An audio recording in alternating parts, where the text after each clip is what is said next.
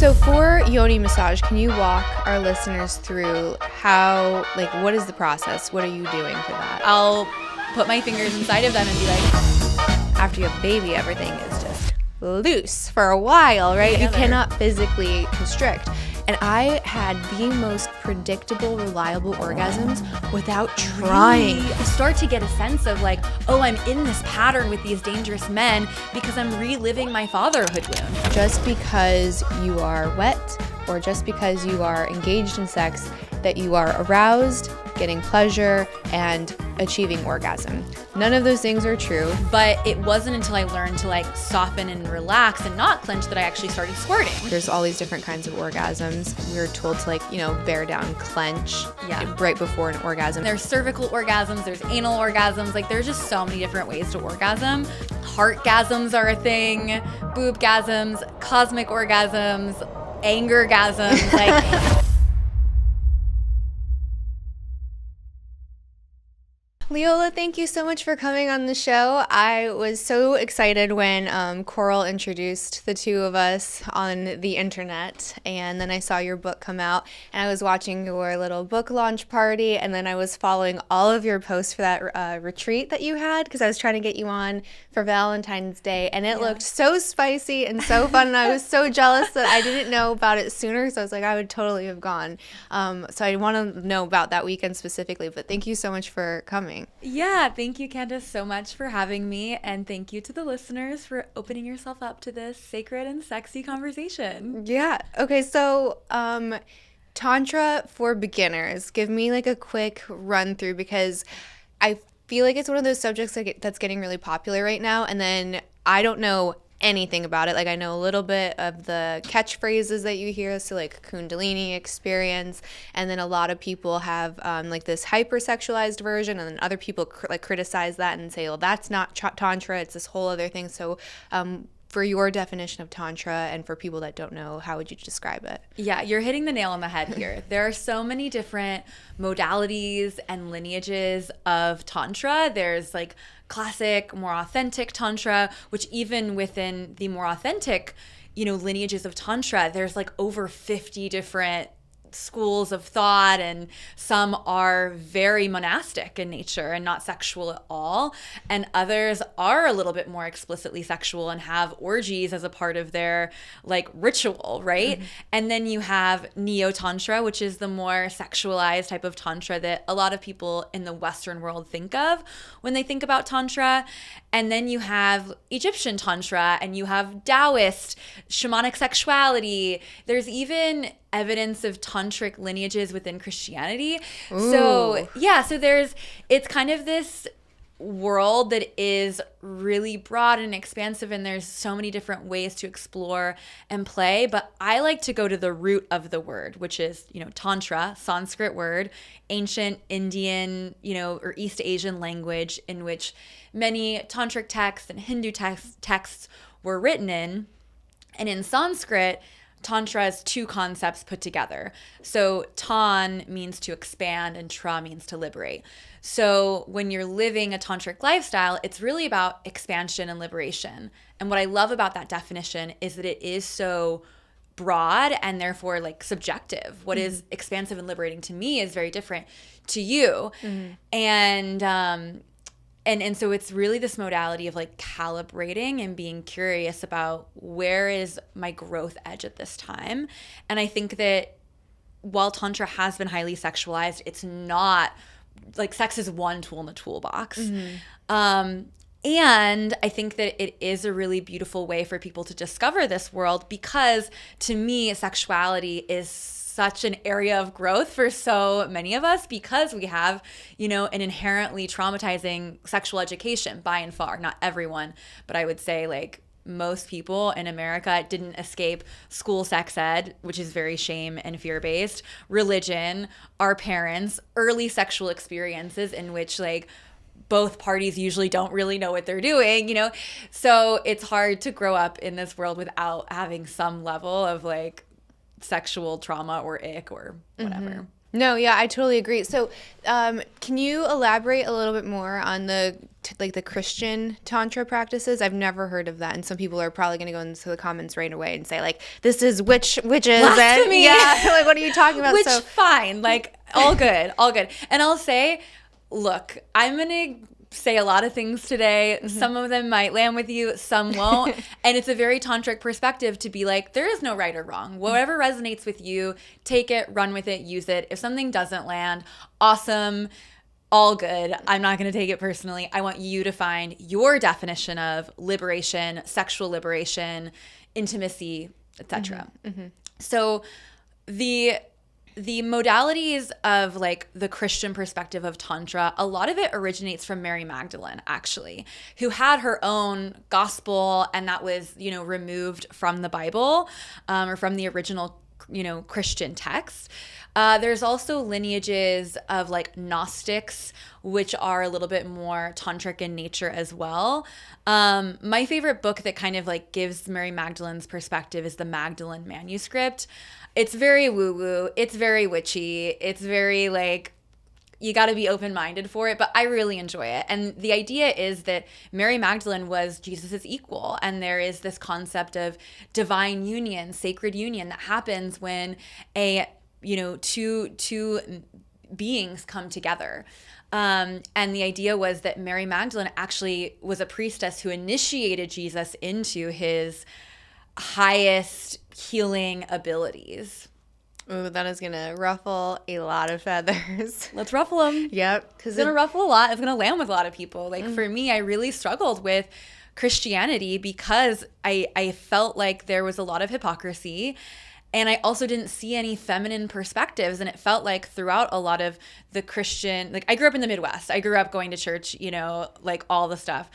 And I really struggled because I didn't see a feminine perspective that was empowering. Mm-hmm. And so I like turned away from religion completely, but I knew that there was God. I knew that there was something more. And when I discovered Tantra and then found Mary Magdalene and Jesus on that path and really learned about like the original teachings, it was like a come to Jesus moment. Like, Jesus is my homie. I'm here for it. Mm-hmm. So I would totally agree in the sense that there are not a lot of examples of healthy sexuality, pleasure. Certainly, there's not a lot of examples when you go to sex ed. And I have been finding myself in the manosphere space a lot recently. I've been entering the gauntlet and coming out with some wounds that I'm still licking.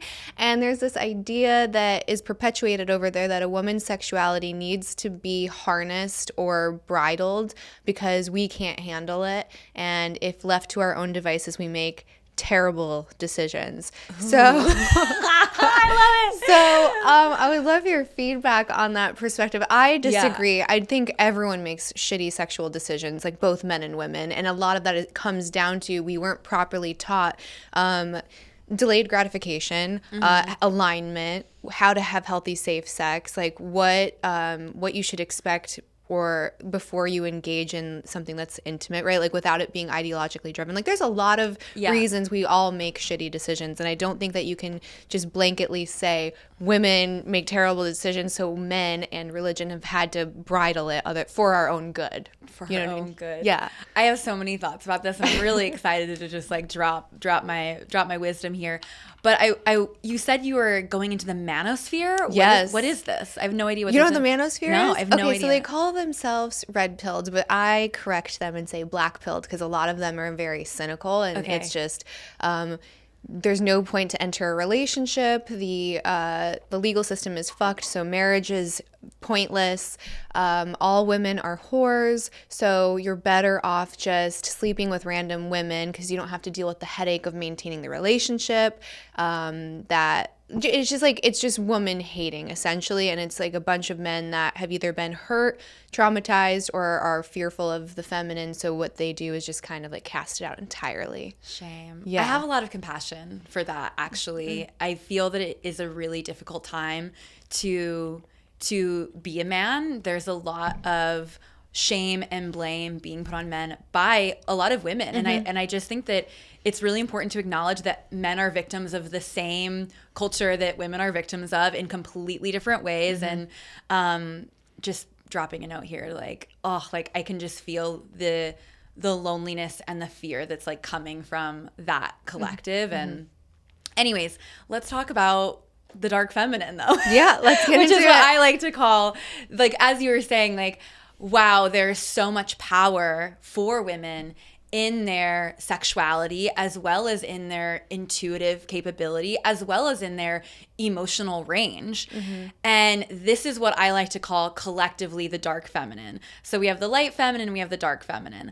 And the light feminine is the part of the feminine that has been historically and even currently more celebrated and accepted. It's like the mother and the virgin maiden and like the lover girl, the housewife, like nurturing, sweet, innocent, loving, and all really great qualities. Like, I'm super here for the light feminine. I don't want to demonize the light feminine. There's a lot of power there as well. But there's also a lot of shadow in the light too.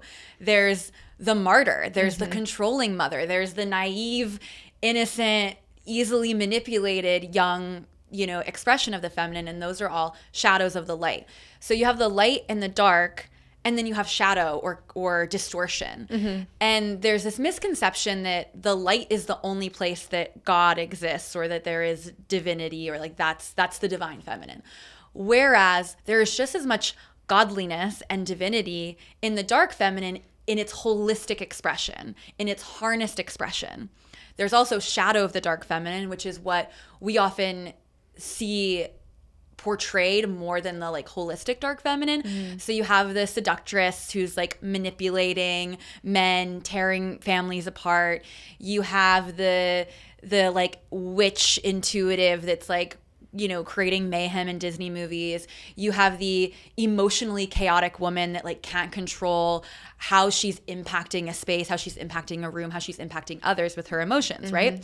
But you also have like these really holistic expressions of the dark feminine, the woman who is seducing her man into his heart, right? You have the intuitive who is like using herbs and plants to like heal herself and her family and others. You have the emotional female who is deeply able to like read what's going on for a person and in the room and use her heartbreak, use her grief, use whatever like crazy chaotic energy is happening inside her to alchemize it and create art, right? So to me, it's like this energy, especially sexual energy, is very powerful. And, most things that are powerful have a capacity to be dangerous, for sure. Money is very similar. Money can be used to create war and like, greed, or it can be used to like literally save lives. And it's a very similar energy with sexuality. It's neutral, but we don't create safety around our sexuality by shutting it down, turning it off, pretending like it's not there, having someone else deal with it. We create safety by mastery, by actually creating safe and sacred spaces to fully explore these parts of ourselves from a curious and intentional perspective. So how would you go about instructing like a younger woman, and I'm going to stick with women here for a second, a younger woman to navigate her sexual experiences? Let's say she's inexperienced, 18, 19, 20 years old. How do you do that in alignment to where you're not making reckless decisions? Because you mentioned distortion, and I think that's a really powerful word, because a lot of examples that will be used when it comes to criticizing female sexuality or our ability to make good decisions in that field is, and you see it a lot, and it's, to me, it's obvious, like I can kind of see like the pattern going back to when they're like a little girl, but the woman that chases the bad boy, right? Or the woman that stays in the abusive relationship and she's almost addicted to like the polarizing chemicals of fight, flight, freeze, and then makeup sex, right? Yep. And they'll say like, well, the makeup sex is so good, but they've done studies on this. And while some women will respond well to chaos, like it actually ups their arousal, universally pleasure goes down. So even for like about 10 to 20% of women, stress will increase arousal. 80% it goes down. But for all women, pleasure goes down. And there's this it's just like, it's almost like, to me, it's a self-worth thing. It's a nervous system thing. Like, you recognize, your nervous system recognizes what is your homeostasis, and that might be like a chaotic, dark man. So why is it so many women go after the bad boy that they know is not good for long-term intimacy, that isn't going to take care of their needs, that isn't prioritizing their safety? Like, how do you help navigate that exploration period of a young woman? Yeah, I would say holistically, the path is shadow work. However, this is a very nuanced space, right? Like, it's not, this is like a collective piece. It's not just like women are the problem or like this specific pattern. And I came from like a very similar path. Like, for me, grew up in the Midwest, religious environment, very conservative environment, great place to grow up in many ways. However, there were lots of, again, fear and shame-based education around sexuality, around pleasure, around my body. And so as I, came into puberty, I also knew that what I was here, it just wasn't landing for me completely. I didn't feel like I was getting the whole truth in regards to sexuality, which was true. I wasn't getting a truly honest sex education. I wasn't getting a pleasure-based sexual education. And so I decided to like find out for myself. And I really had like several chapters where I was exploring my sexuality incredibly liberally. And it wasn't a good, like, safe move. I did learn a lot in those chapters, but I also experienced a lot of non-consensual interactions, and it was deeply damaging for me. And so when I came into my 20s, I had like this really limiting sex education that I was carrying on top of a bunch of sexual trauma. And that around that time, I started, learning about spirituality, and I was meditating and doing yoga, but it was like not getting there. It wasn't going deep enough. It wasn't truly holistic. And that's when I discovered Tantra. And that's what really allowed me to go to the deeper parts of myself and be really honest with myself as well. And that's really where it's like Tantra isn't just about sexuality, but for me, that was my gateway. I was into it because of the cool sex tricks. I was like, let's go. But it wasn't too far down the line that I was like healing my relationship to my inner child and my relationship to abundance and prosperity and money and what was possible for me in life. And for me, what that looked like was completely being celibate, actually, for a chapter, and exploring within my own body where my pleasure was, like doing yoni massage to actually like massage out the trauma. Like, the body keeps the score. We do all this like work on our bodies, but like we're like ignoring like our sexual centers where there is so much to be released and processed.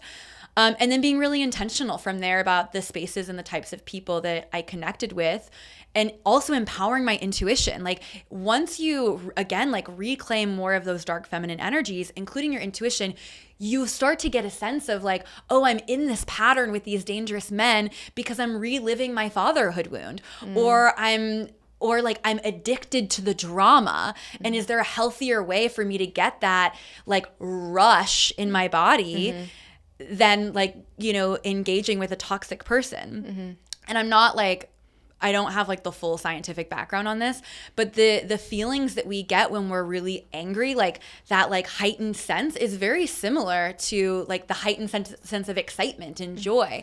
And so it's similar things that are happening in the body, but there are more healthy paths to get to that like feeling of aliveness.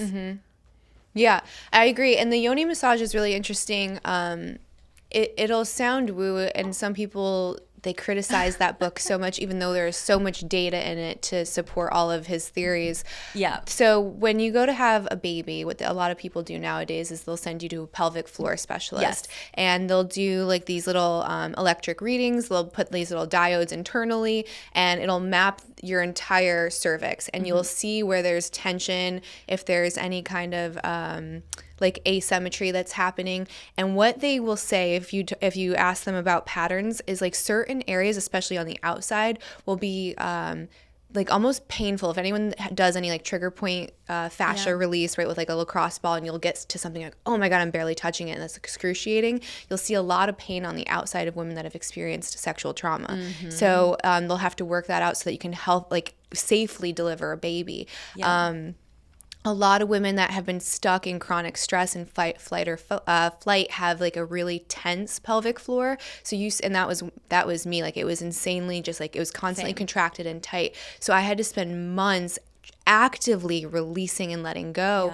And a lot of that, again, it's just like being in a constant state of stress, and then you wonder why you're not able to experience pleasure with someone.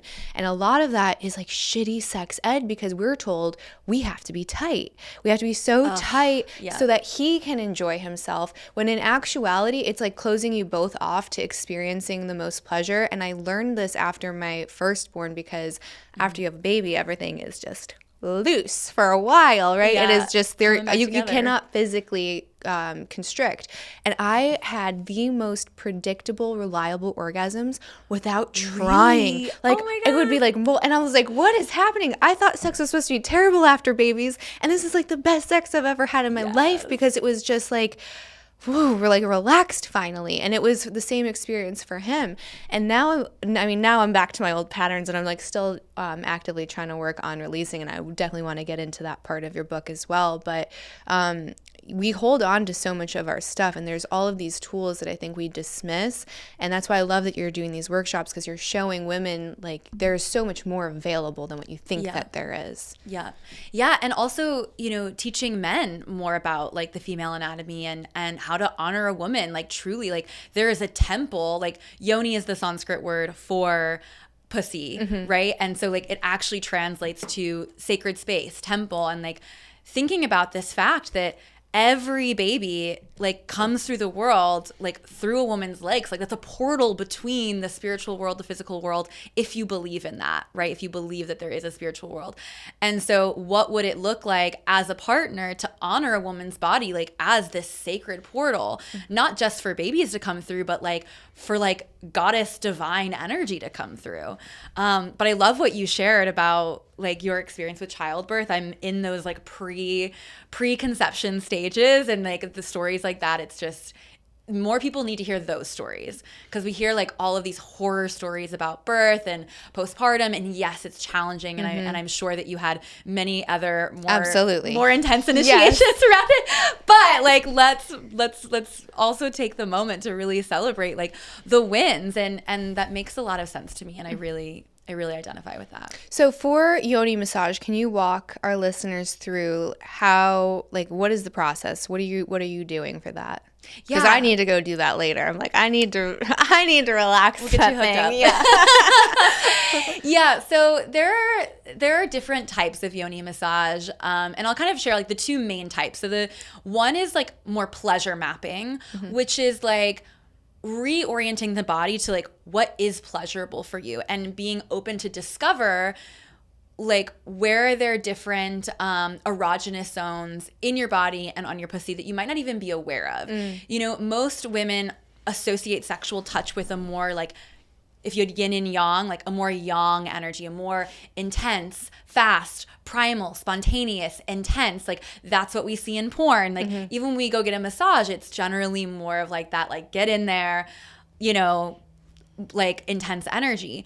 Whereas like in the tantric perspective, there should be a balance of the yin and yang. And really you should is subjective. But it's invited to start with a little bit more of the yin energy, which is slow and soft and sensual. And as you had mentioned, the nervous system, it allows your nervous system to relax, and that invites the pussy to soften and open instead of be like bracing itself for really intense, penetration or touch or anything. So pleasure mapping is more focused on like, let's find new pleasure pathways for you in your body.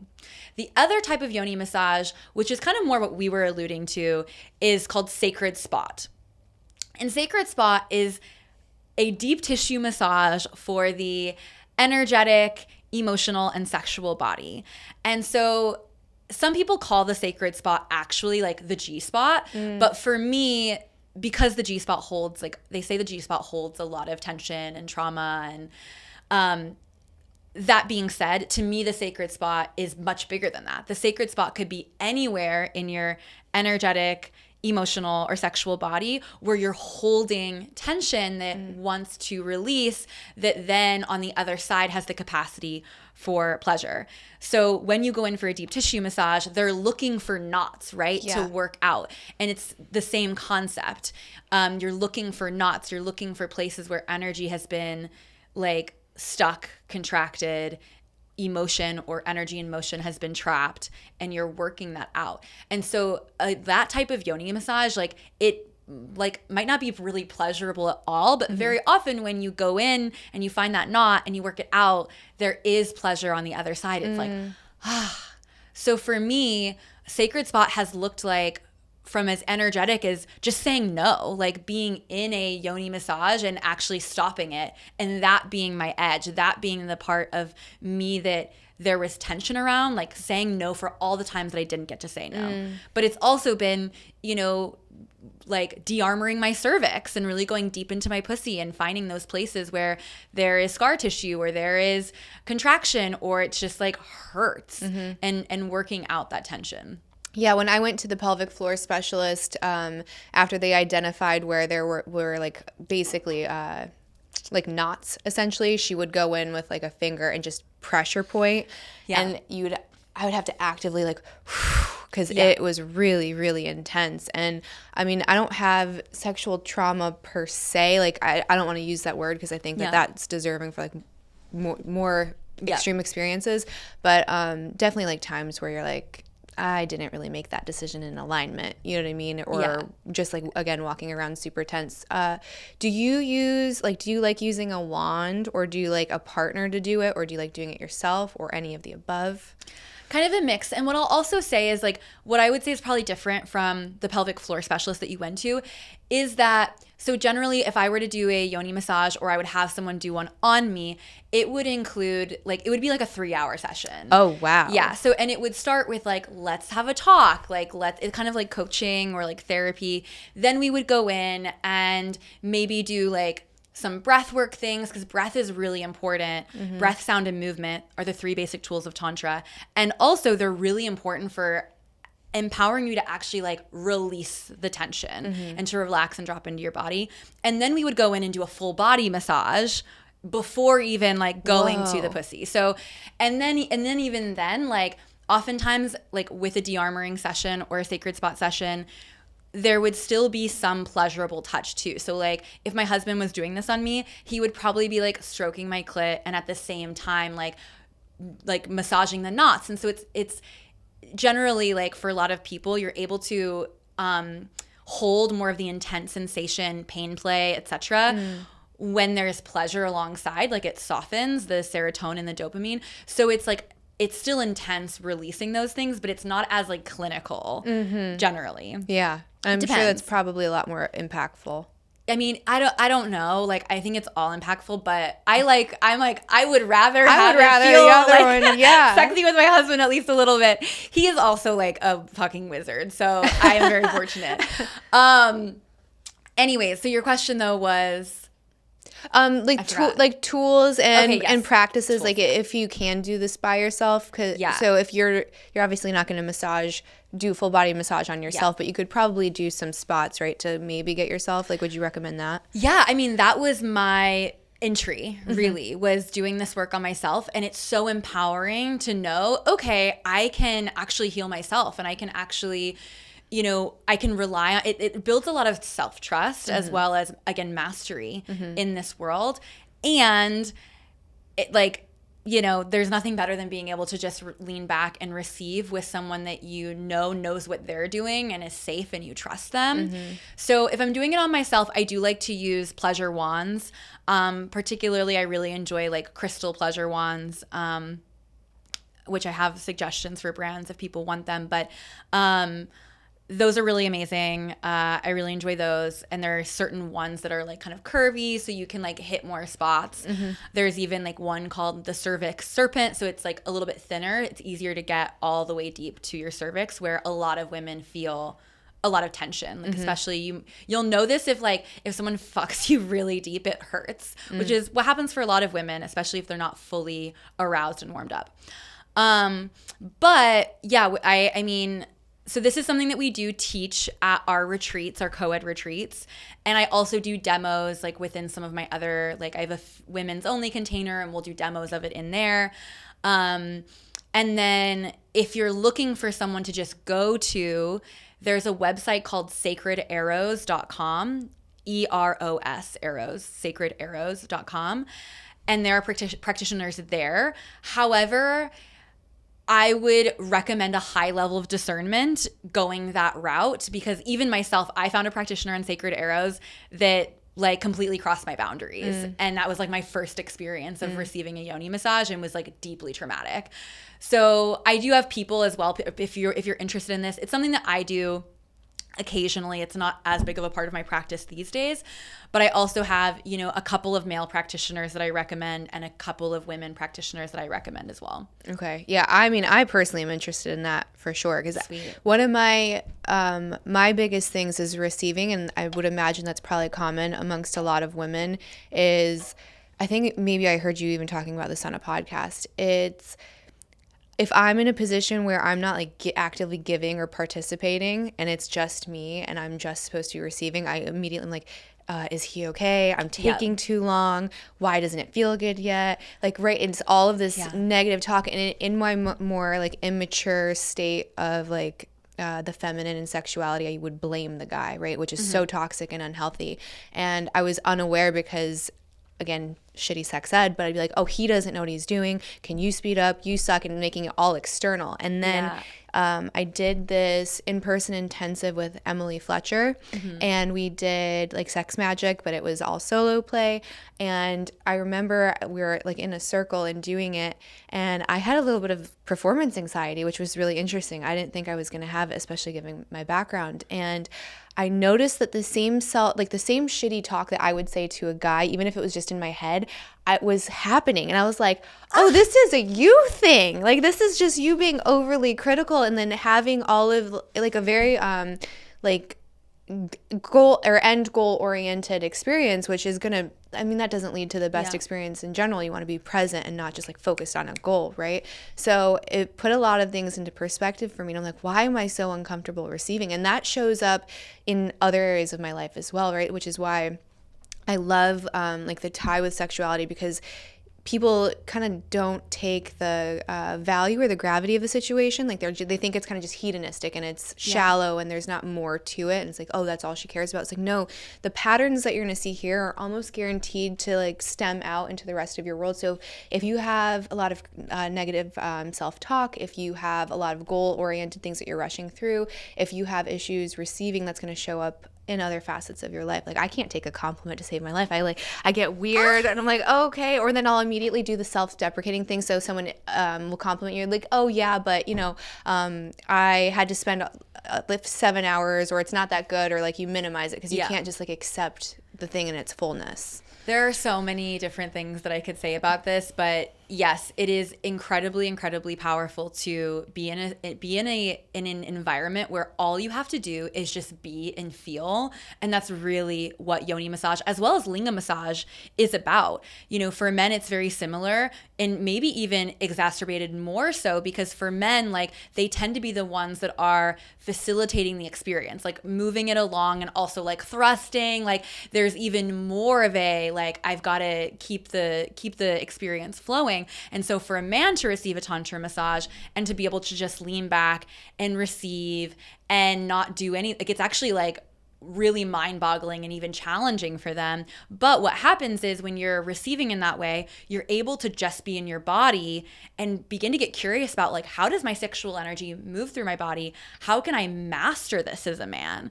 And that's really, really empowering for men. But I'll also go back to women and say, you know, in a lot of my women's containers, we do a lot of sensual touch connection, but not sexual. And it's like so healing for women to receive from other women in a nurturing and sisterly way. And to be in a space like, oh, I can be touched in my body and not have it be sexualized as well. So there's just so much power and healing in touch and in connecting in person. And that's why I'm just so passionate about this work and yeah, why it's so big. But I'll also, one last thing I'll add to, you were saying like how you do one thing is how you do everything, basically. And it's so true, because when you can ask for what you want or set a boundary when you're the most physically and emotionally and sexually vulnerable, which is in the bedroom, you can do it anywhere. Like, you can ask for the raise, you can send back your order and get the correct thing, you can set boundaries with your family. It's so empowering, and that's why I love this work. And to me, like, sexual energy is the fabric of our existence. It's why we're all here. So if we start with that and work on our relationship to our sexuality, do our shadow work, then it's going to touch every part of your life. So when it comes to being able to be in a place where you get out of your head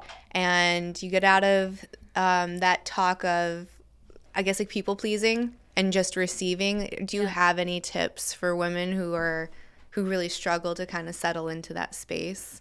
Yeah, I think that my first suggestion is to just start with yourself. So like even just doing sensual dance or seductively undressing yourself in front of a mirror and starting to track like, where is my mind going during this, and making it a meditation of, can I stay in my body and stay in the sensations that I'm feeling in my body? And then taking that into with a partner, really focusing on like, what are the sensations in my body? Another thing that I recommend doing is having a conversation before intimacy with a partner or a lover, or even if it's a first date, bare minimum talking about your desires, your fears, and your boundaries. So desires are things that you want to happen, that you like, that you're in the mood for that day. Boundaries are things that you're not in the mood for that day or that are off limits completely. And then fears are things that like might keep you in your head. Like, you know, it's our first time connecting. I have a mole on the edge of my pussy and I'm afraid you're going to think it's herpes. It's not, like, as an example, right? Or I'm, you know, it's just kind of like sunlight is the best disinfectant. We're just taking the garbage out before. And that's not to say that you're not going to be in your mind, but it definitely reduces the amount of anxiety, like chatter. Exactly. Yeah. No, that's super helpful. I've heard there was a study and it was saying that people that practice mindfulness have the most consistent orgasms and they're like the most fulfilling sex life. So female arousal, this is an important thing I want to touch on, because this is part of a clip that went viral for me for all of the wrong reasons, because everyone like intentionally misrepresented it. There is a scary amount of people, and it's men and women, that think that just because you are wet or just because you are engaged in sex, that you are aroused, getting pleasure, and achieving orgasm. None of those things are true, right? We know that sexual non-concordance is a thing with women specifically. It happens with men sometimes, but it's definitely more frequent with men. So for people that don't know what that is, it's basically your pussy recognizes this is a sexual situation or this is not a sexual situation. So it will lubricate based off of those things. There is no relationship to arousal or turn on with that at all. Like, that has been debunked. So it's just like, is this a restaurant or is this not a restaurant? This is from, I think, Emily Nagasaki from Come As You Are. So it is just a response. There is no meaning tied to it necessarily. So you know that she's aroused if you ask her if she's aroused. You know if she's having pleasure if you ask if she's having pleasure. So it's, there's this, I'm just trying to correct the bad behavior that is like, just because a woman is having sex, that automatically she's having a good time, right? And that's not the case. And women's sexuality and arousal is so complicated. And I wish it was as easy as the male, where it is just kind of straightforward and it's visible, right? Like when they have a climax, we all know because you can see it. So ours is all internal, and it's like there's a lot more required. And I was making a point that like the chronic stress that we kind of experience can pump the brakes as women. So that can be internal, that could be external, that can be the relationship dynamics. There's so many things that go into a woman's ability to like tap in to arousal. And I'm curious if you see like a lot of women, or like a common example of like what breaks would be for female arousal. What breaks would be? Yeah, like what breaks would be. Like what are things that are kind of... the things that are stopping. Yeah, stopping her from being able to like to experience pleasure or arousal. Yeah, I mean, I think 100% being in your head is a huge piece. Another one is just not regulating the nervous system, not knowing what you need, and like consistently going into sexual experiences being either really activated in the nervous system or really shut down in the nervous system, frozen. So I have women that come to me that like have always had pain during penetration. Like they've never had pleasure, they've never orgasmed.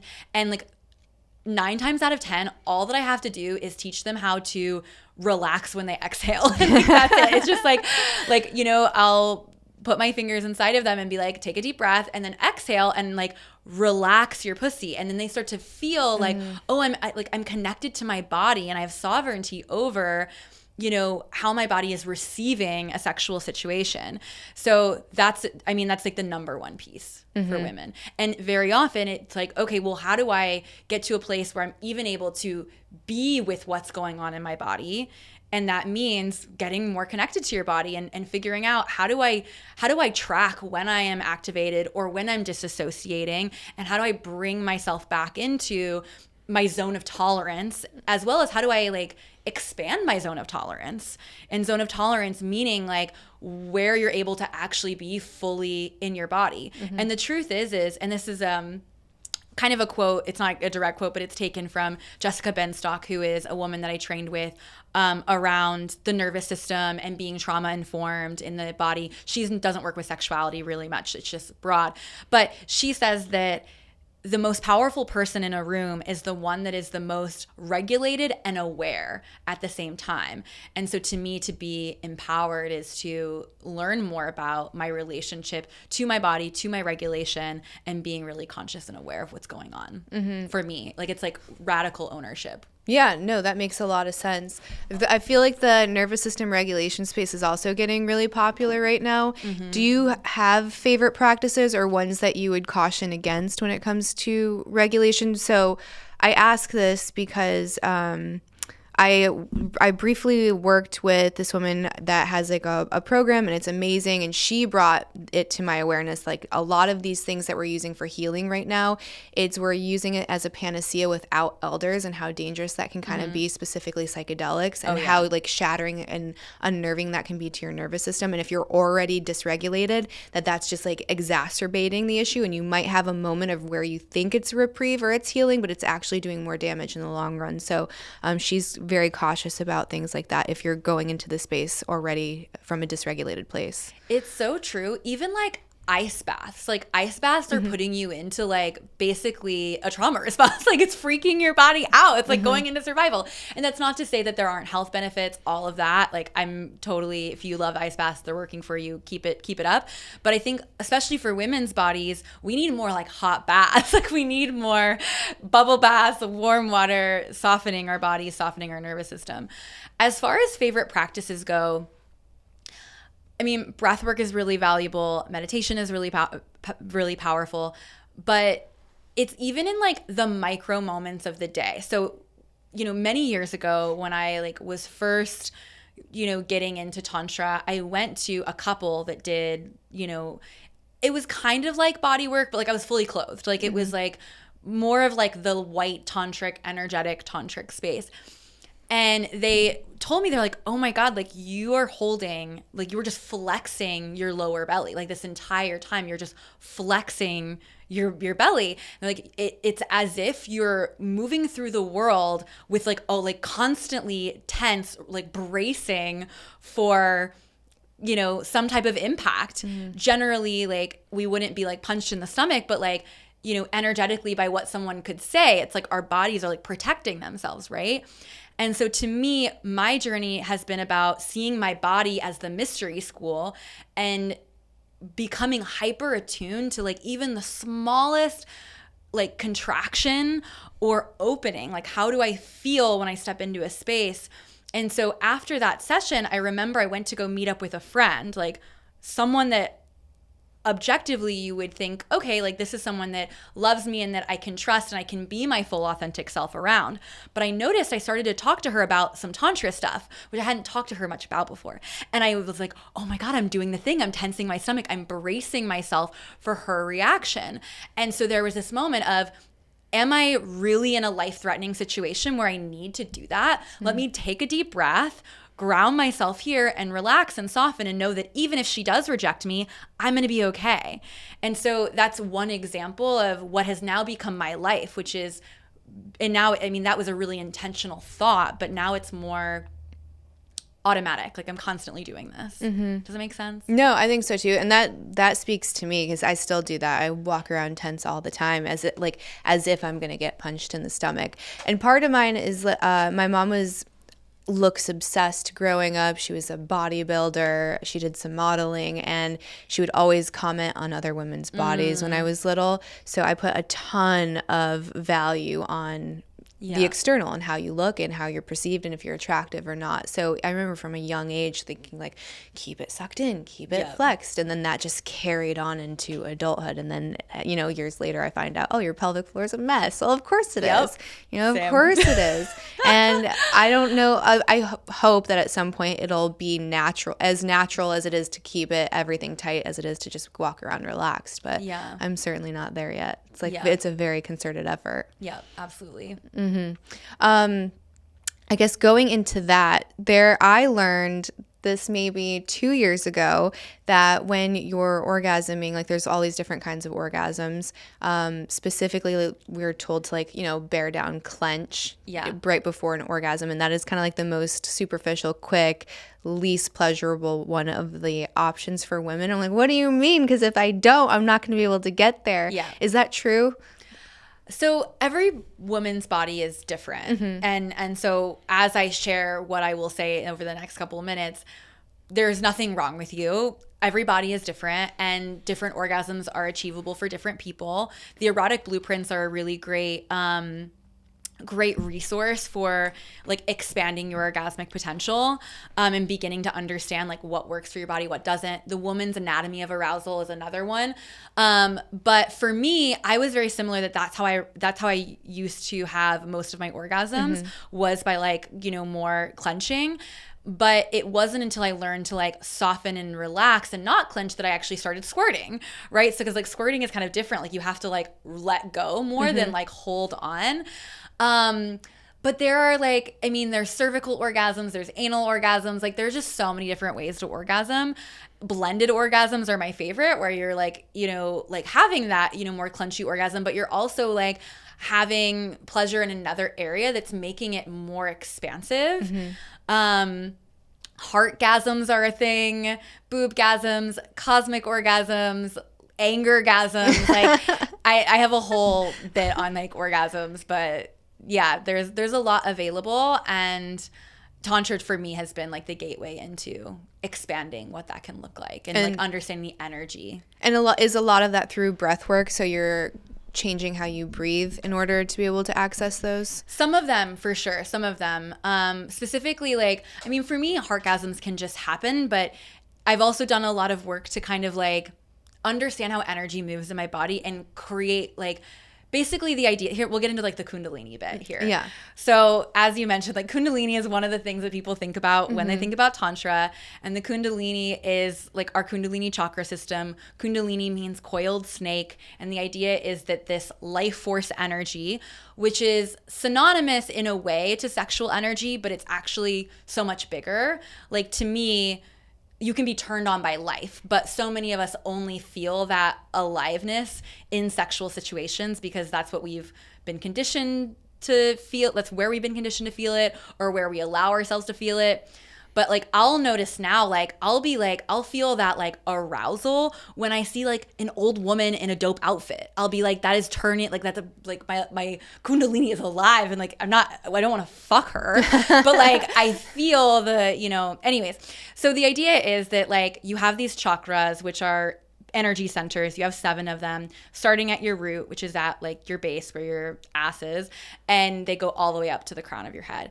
And a lot of the work in Tantra, or one of the modalities, is to actually get clear on where are there blockages in my energy system? Where is there emotion or energy emotion that I've stifled, bottled up, and it's not allowing this energy to fully move through my body so that I can have full body orgasms or heartgasms or cosmic orgasms, or even just like feel like in love with life alone.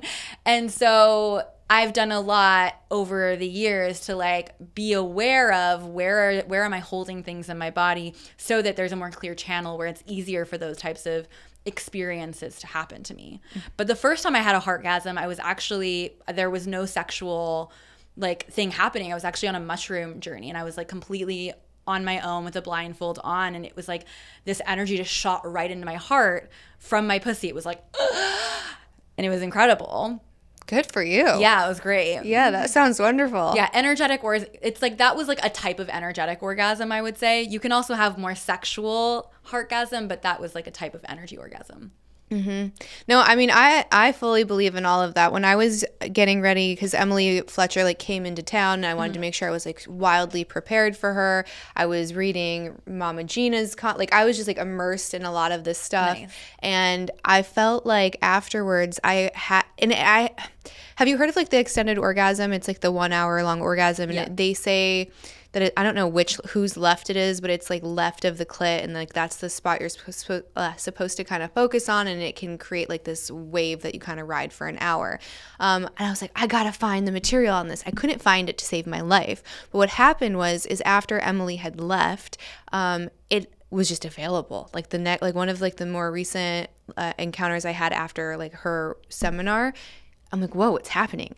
And I don't know, it was just like being connected to the space, and that sounds so woo, but then it happened again when I was around like the same group of people and consuming the same content. It was like almost like you're tapping into a channel. It hasn't happened in a very long time, so I'm like, I need to figure out what I did or find this video that is like no longer on the internet, because I am determined. And maybe that's the thing, is like I'm just trying too hard, but it was fantastic. I say it was kind of like an Alex Gray painting was the experience. It's like everything was just like so trippy. So I think there's something to that, like that cosmic orgasm that you're talking about. It's just like a frequency that you need to get into. I think so too, and I also think that it's really empowering to know what's on the menu. So I remember reading about a cosmic orgasm and being like, that would be great. I don't think that's ever happened. And then continuing with just my regular practice, living a tantric lifestyle, it just happened. And I was like, oh, that's what that was.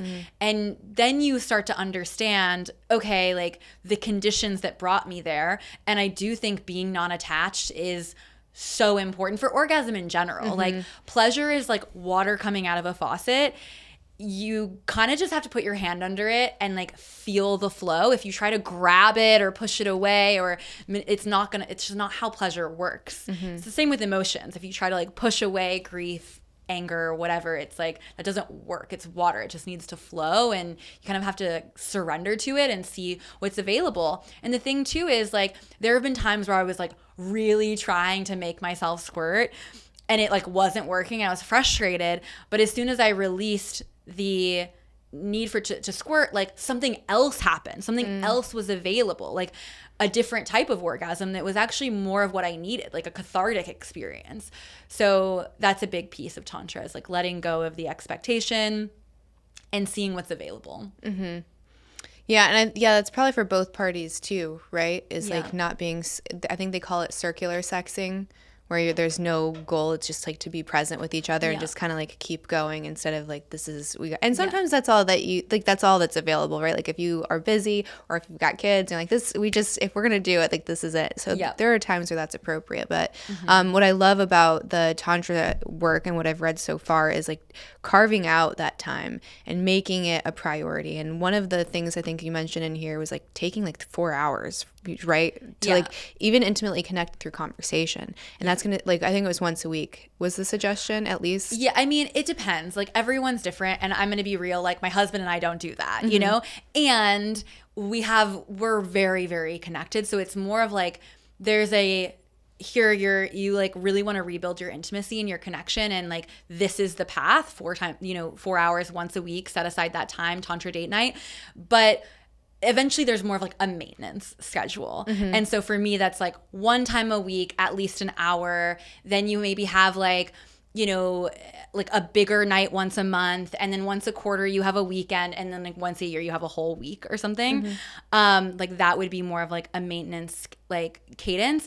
And it's totally possible too, like if you're married and you have kids or you have a busy life at all, there are so many tantric practices that you can do in like 10, 15 minutes that facilitate connection and keep things going. And if you can set aside 4 hours that are like non-attached, this isn't like we're gonna have sex, but let's just focus on our intimacy. Let's take a shower together. Let's cook dinner together. Let's, get naked and see what happens. Like there's lots available.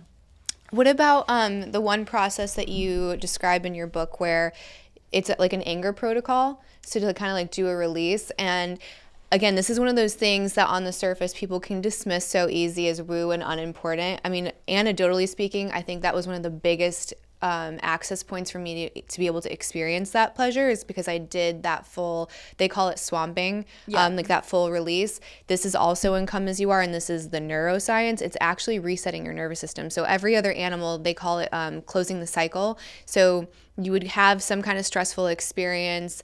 A gazelle shakes, does a big sigh that is resetting this, the nervous system or closing the cycle. We don't do that. So there's like, we get stuck in whatever the thing is. So you have this really stale adrenaline that's basically stored up in your body. So your practice in here is amazing. And I mean, science backs it and how important it really is to close the cycle. So how often do you recommend that people are doing that protocol? Yeah. So just to clarify, every chapter of the book, there's like a practice at the end. So that's what Candice is referring to. And there are some more sexy ones and journaling. There's a bunch. But this one is called a rage ritual. And you're absolutely right. Even like kids, kids come into this world like naturally closing the cycle. Babies are crying, toddlers throw a fit. And it's not to say that like we shouldn't teach our children, or we should just like we teach children basically to just stop, to like, it's not okay to have emotions. It's not okay to rage. It's not okay to have a tantrum. Instead of saying, here's a place to do this and here's how you do it safely so that you don't hurt your body or hurt other people, right? But we're just conditioned from a young age to shut down this very mechanism that is what allows us to feel the most alive and in our bodies by like clearing out the gunk. And again, this is another way of like, releasing stuck energy in our Kundalini system. So the rage ritual is basically like committing to a practice of getting angry and moving your body in a way that dispels that anger with sound, breath, and movement. So I would recommend doing it like once. I don't, it really depends on the person. Like I hesitate to like be prescriptive with it, but I would say try it, see how it feels, see how it works for you. It can also be really helpful to have like an ally or someone to do it with you, someone that like, because it can feel really uncomfortable first time you're like, like I remember the first time I did it, I was like, I'm crazy. I'm an insane person. I was judging myself. If anyone were to see this, they'd think I'm fucking nuts. But I stuck with it because of what I felt on the other side. And so now, like, I just know when I need to do it. Like, I just feel like it's built up. I'm starting to, like, lash out at my husband for like no reason, or like something actually happened and I need to like I had a conflict with a friend, I need to just go punch some pillows about it and like move that so I can actually go talk to her from a calm, regulated space. So for me now it's more, and there are other tools that you can do too that help clear the nervous system. Like TRE is another one that I really like. Trauma release exercises. It's a little less intense than rage ritual.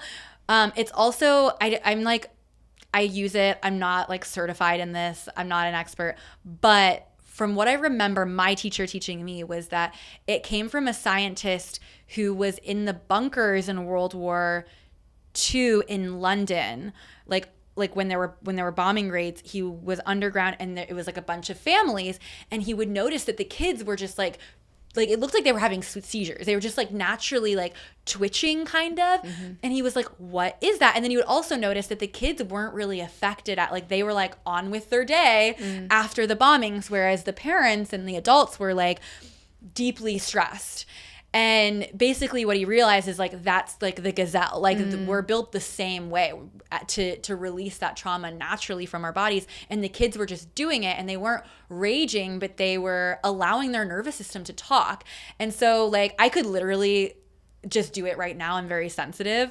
But there are certain practices that can get you into it. Basically, you kind of like exhaust your muscles. It's really good to do after a workout. Okay. And you I would say just look it up. Okay. But like you kind of just lay down and you're just like, your body just starts like twitching, and it's really fascinating. That happens to me after every psychedelic experience. Yeah. It is just the way that my body processes anything I'm holding on to. So like that is my modality and it's not intentional. The first time it happened, it was so intense. I used to see those videos, the somatic work, and think everyone was full of shit, and I was so judgmental, and I'm like, they just want attention. And then I did a really intense MDMA facilitated therapy. I did a psilocybin one, and it just kept happening, and I'm moving in this way. I'm like, I just wanted to stop. This is so embarrassing. And they're like, just let it let your body do what it's doing. And it happened the other day after I put some like CBD oil on, and I went to go to bed, and sometimes because there's still some levels of THC in the plant, it can actually like trigger. It's like once you do psychedelics, that channel is now available. So if you do something, it can kind of like turn it on. And I woke up, and it was the most intense experience.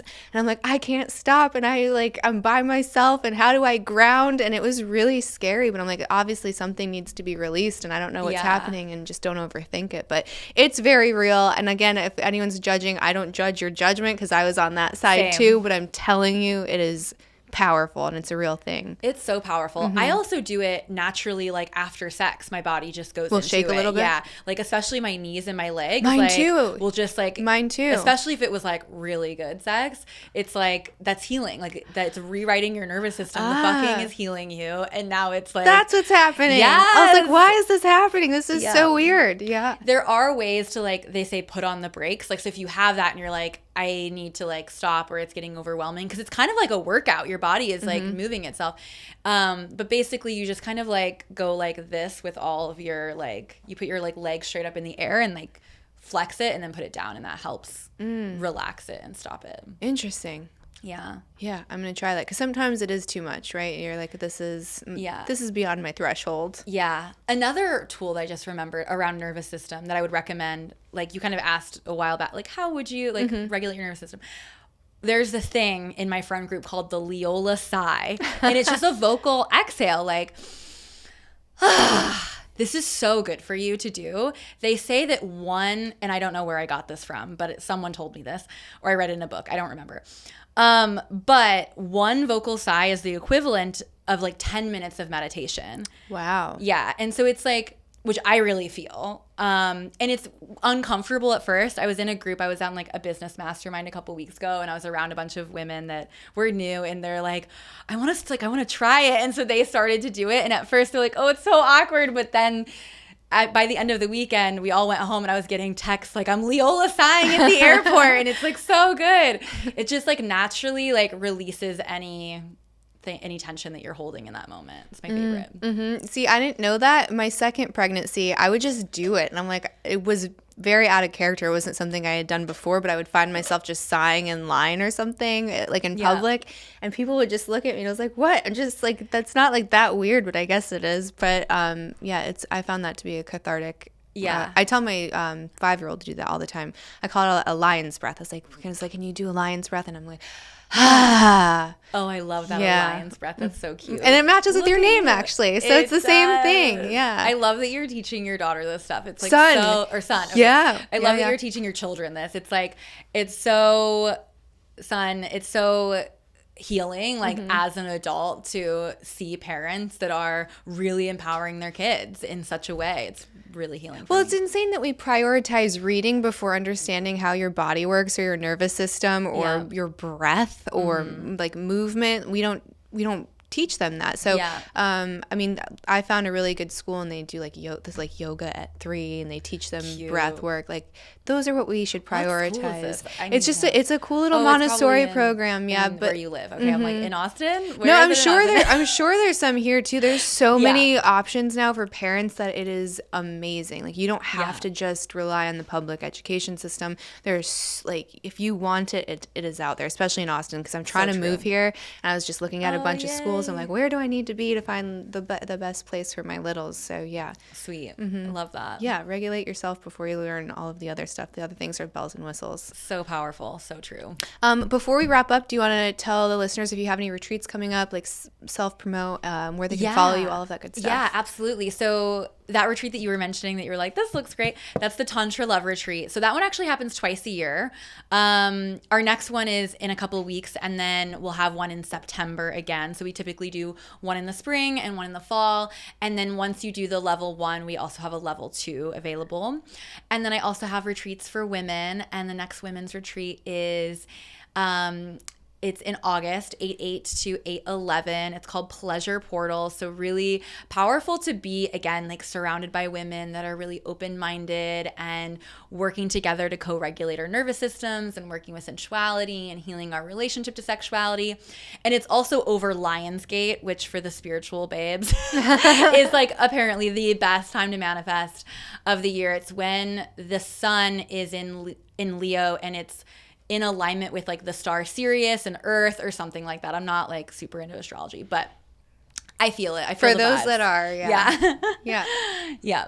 Amazing. Well, yeah, I'm hoping I can attend one or both, because I'm like, this is right up my alley, and it's been calling to me for a while. Thank you so much. Everyone check out the book. I will make sure I link it below. Hit like, subscribe, follow, give us 5 stars. Follow our lovely guest, and I'll see you next episode. Thank you. Bye, everybody.